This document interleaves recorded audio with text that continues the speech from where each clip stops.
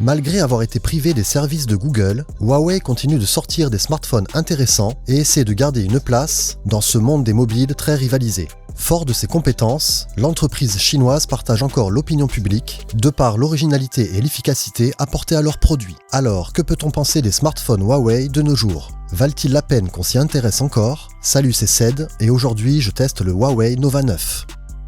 Cela fait déjà quelque temps que Huawei subit l'embargo américain, l'empêchant de se fournir en composants auprès de plusieurs fournisseurs. Cet embargo, renforcé depuis l'élection de Joe Biden, prive le géant chinois des services de Google, ce qui le pénalise fortement envers sa clientèle hors continent. Mais qu'en est-il vraiment? Pour le savoir, je me suis procuré un de leurs derniers mobiles, le Nova 9, afin de savoir si c'était un smartphone que l'on pouvait envisager d'acheter chez nous et l'utiliser sans être gêné par ce manque d'applications, dont je me sers tous les jours. Après avoir ouvert la boîte de notre précieux, je fus déjà séduit par son design, un design ultra fin, rappelant le look du Honor 50, avec une bonne prise en main, même si l'on n'est pas rassuré en le tenant sans coque de protection. Le coloris choisi, le Starry Blue, est juste magnifique, avec des nuances de couleurs changeantes, avec la lumière reçue. Un smartphone 4G, plutôt léger, avec ses 175 grammes pesés, accueillant un très bel écran de 6,57 pouces, incurvé sur les bords, un écran Full HD+, HDR10, intégrant un capteur d'empreinte digitale. Celui-ci est ajustable dans les réglages, balance des blancs, résolution, rafraîchissement, le nécessaire est présent pour personnaliser votre écran comme vous le souhaiteriez. De plus, vous pouvez regarder tous vos contenus préférés et jouer à des jeux en toute fluidité grâce à la fréquence de rafraîchissement de 120 Hz. Un taux de rafraîchissement qui s'adapte automatiquement et passe à 60 Hz si nécessaire, préservant ainsi l'autonomie de la batterie. Très judicieux. Vous pouvez même sublimer vos parties grâce à la fonction Multitouch 300 Hz, un must dans le gaming. La précision des couleurs et le contraste élevé, grâce à l'OLED, offrent une image détaillée avec une luminosité suffisante pour être lisible dans toute situation.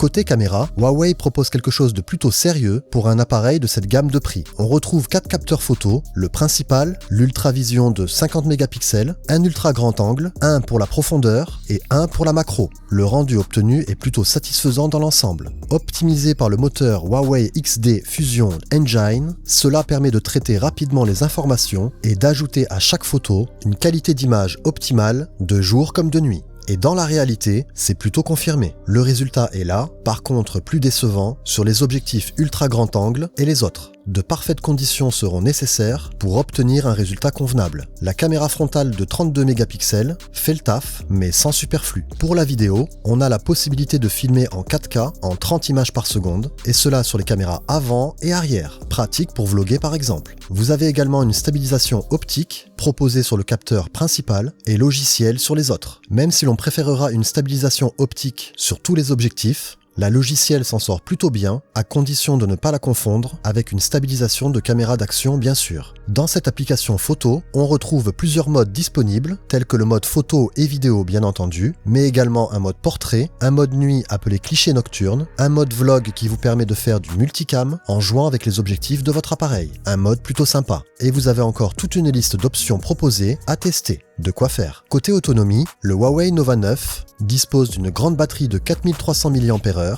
garantissant une longévité journalière sans problème, tout en se préservant de tâches excessives naturellement. Compatible avec la supercharge de 66 watts, comme le Honor 50 Lite testé récemment, celle-ci vous permettra une charge complète en seulement 38 minutes ou de 60% en 18 minutes, si vous êtes un homme pressé. Et grâce à un système de réduction systématique de la consommation, Huawei vous garantit une longévité augmentée. À préciser que ce Nova 9 n'est pas compatible avec la recharge sans fil. Parlons maintenant de l'expérience utilisateur. Équipé du processeur Snapdragon 778G, lui offrant une puissance modérée mais efficace, le Huawei Nova 9 tourne sous EMUI 12, encore sur une base d'Android, mais avec déjà un certain nombre de fonctionnalités apportées, dont certaines de HarmonyOS. Cela reste familier avec ce que l'on connaît avec d'autres systèmes, glisser pour ouvrir le panneau de configuration et avoir un accès à vos paramètres d'affichage, Wi-Fi, Bluetooth, etc., avec des plus apportés par Huawei. On retrouve le magasin d'applications App Gallery, c'est là où vous téléchargez toutes les apps et jeux. Il y a du choix, bien sûr tout n'y est pas, mais une alternative vous sera toujours proposée pour combler ce manque. On aura notamment MeTime pour les appels vidéo. Cette application vous permet de communiquer entre appareils Huawei avec un maximum de 12 personnes à la fois pour des appels vocaux et vidéo en HD. On va retrouver aussi la suite Petal qui remplace celle de Google. On aura notamment Petal Search pour la recherche web, Petal Maps pour le GPS et Petal Clip qui propose une grande variété de modèles de vlog. Petal Clip vous offre des effets spéciaux, des autocollants, de la musique, des polices, des effets sonores, des transitions ou des animations pour vous faciliter la création de vos vidéos. En clair, vous ne retrouverez pas toutes vos applications préférées, mais ce sera toujours possible de les remplacer, soit par une application tierce, ou soit par une application web.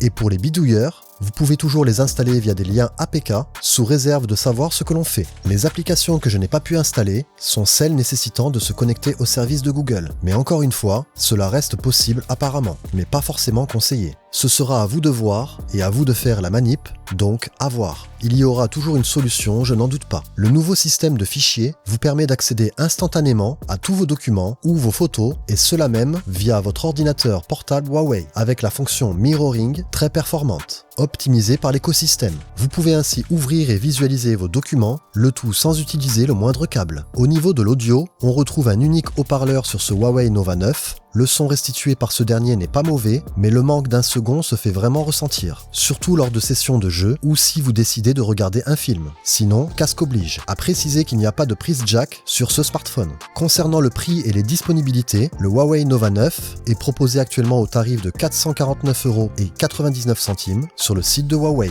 avec 8 Go de mémoire vive et 128 Go de stockage non extensible. Vous l'avez en couleur noire et en bleu comme celui-ci. Maintenant, est-ce que je vous le conseille ? Oui et non, cela va dépendre. Pour le prix, le Nova 9 est un mobile qualitatif, offrant de très bonnes compétences. On retrouve toutes les applications que l'on a besoin, mais pas forcément celles que l'on veut. Et c'est là que ça peut bloquer. Si vous avez un autre appareil à la maison, fonctionnant différemment, comme une tablette ou un ordi, celui-ci pourra combler ce manque, et cela réglera sans doute le problème. Par contre, si vous êtes intéressé par ce que fait Huawei, et vous souhaitez même vous constituer un unique écosystème, vous devrez faire peut-être des concessions, et vous priver de certaines applications. Pas impossible, mais à réfléchir. Sur cette réflexion, la vidéo s'achève. N'hésitez pas à commenter, partager, liker et à vous abonner à la chaîne. Sur ce, je vous dis à la prochaine.